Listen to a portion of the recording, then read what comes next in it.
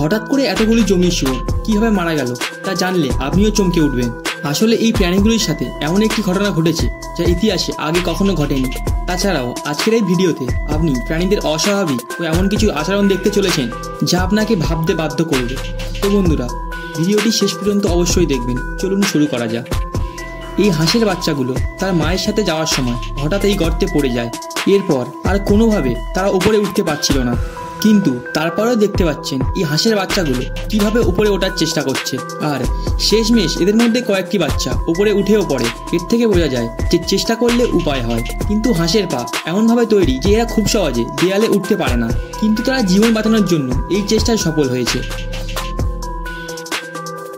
ভেড়িয়া খুবই হিংস্র প্রজাতির প্রাণী।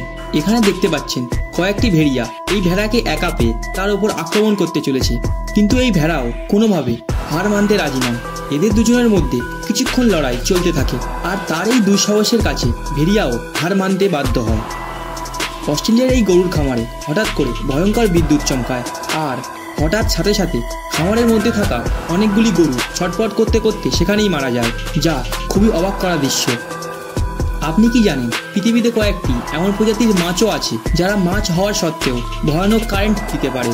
এটা এমনভাবে বৈদ্যুতিক ঝটকা দেয় যে মানুষ কয়েক ফিট দূরে গিয়ে পড়ে, এমনকি সাথে সাথে হার্ট অ্যাটাক করে মারাও যেতে পারে। এই মাছগুলির কারেন্ট খুবই ভয়াবহ। এরা আকারে ছোট হলেও এদের থেকে জলের রাজা কুমিরও পর্যন্ত আক্রমণ করতে ভয় পায়, আর যদি ভুল করে এদেরকে আক্রমণও করে তাহলে শেষ পর্যন্ত তাদেরকে মৃত্যুর মুখ দেখতে হয়। এই দৃশ্যটি দেখলে এখানে সবাই ভাববে যে আসলে এখানে কি হয়েছে যে এই মাছগুলি হঠাৎ জল থেকে বেরিয়ে বোটের ওপর চলে এসছে। এই দৃশ্যটি ইন্টারনেটে অনেক ভাইরাল হয়েছিল, কিন্তু সত্যি বলতে এখানে মাছগুলি ইচ্ছা করে এমন ব্যবহার করছে না, বরং এটি একটি মাছ ধরার কৌশল। এখানে জেলেরা জলেতে ভয়াবহ কারেন্ট দেয়, যার ফলে মাছগুলি জলে থাকতে না পেরে ছটফট করে উপরের দিকে আসতে থাকে, আর সেই সুযোগে জেলেরা এই মাছগুলিকে ধরে ফেলে। কিন্তু অনেক দেশে এমন নির্মমভাবে মাছ ধরা সম্পূর্ণভাবে নিষিদ্ধ। এই জঙ্গলি ছাগলগুলোকে দেখলে আপনিও বলতে বাধ্য হবেন যে এটা কিভাবে সম্ভব। এই বিশাল আকারের পাহাড়গুলির মধ্যে এরা যেভাবে লাফিয়ে এক জায়গা থেকে অন্য জায়গায় যাচ্ছে তা কোনোভাবেই স্বাভাবিক ছাগলের পক্ষে সম্ভব নয়। এদের এমন সাহস ও দক্ষতা আপনাদেরকে নিঃসন্দেহে অবাক করবে।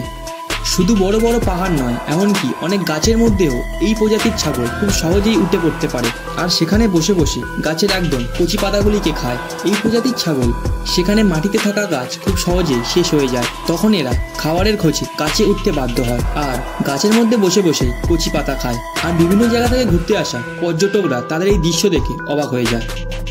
কিছুদিন আগে সৌদি আরবের মরুভূমিতে এই অবাক করা ঘটনাটি রেকর্ড হয়, যেখানে মরুভূমিতে কোনো রকম জল ছাড়াই এই মাছগুলি বন্যার মতো ভেসে আসছিল। হঠাৎ এত পরিমাণ মাছ কোথা থেকে আসলো তা কেউ বুঝতে পারছিল না, কিন্তু অনেকেই অনুমান করছে কোনো মাছবাহী ট্রাক দুর্ঘটনা হয়েছে, যার কারণে সব মাছগুলি নিচেতে পড়ে গিয়েছে, কিন্তু এর আসল কারণ কেউ বলতে পারেনি। আপনার কি মনে হয় কমেন্ট করে অবশ্যই বলবেন।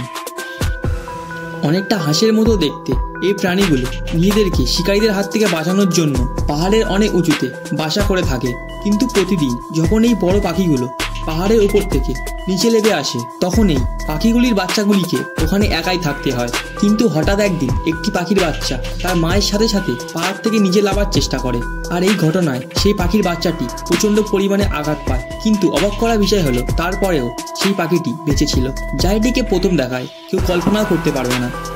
ব্রাজিলের জঙ্গলে জঙ্গলি শুয়োরের পরিমাণ এত বেশি বেড়ে গিয়েছে যে এই প্রাণীগুলি সুযোগ পেলেই মানুষের উপর আক্রমণ করার পাশাপাশি বিপুল পরিমাণে ফসল নষ্ট করছে।